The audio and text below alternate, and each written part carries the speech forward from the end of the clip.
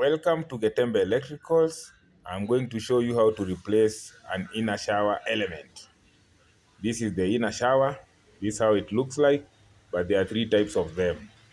So there are those written 3T, 4T, and the like. So you have to replace the element with the number here, 4T. There are 4T elements, 3T elements, like that.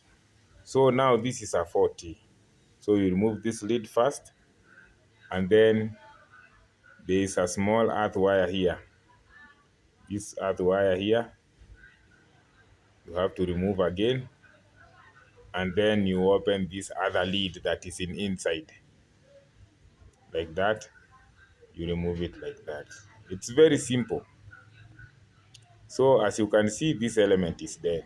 It has corroded due to salt, and now it is dead. You cannot even fix it again, so you have to buy another one. So you can see it is dead. So we buy another one with the written 4T, just like the shower. Otherwise, if you put another one, 3T to 4T, it will burn. It will blow in minutes. So all the showers are indicated with numbers inside, written 1, 2, 3. So you can see here that it's written number 1, number 2, and number 3 here. So you see where the beginning of the element starts. This is the beginning. That is called, it is number 1. The original element is written, but after it has blown up, these other ones are not indicated, but you can know. So they must match. 1, 2, 3. They must match. Otherwise, you will burn the element again. So you don't just guess, it is written. So you push it like that and make sure it's tight. Then you return your lid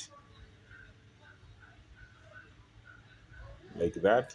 Make sure it's tight again so that it doesn't leak. And then now you return your earth. After tightening, you return your earth like this. Like that. And then now you put this other lid and you tighten it again. It's as simple as that. So like and subscribe for you to see our other videos. Thank you.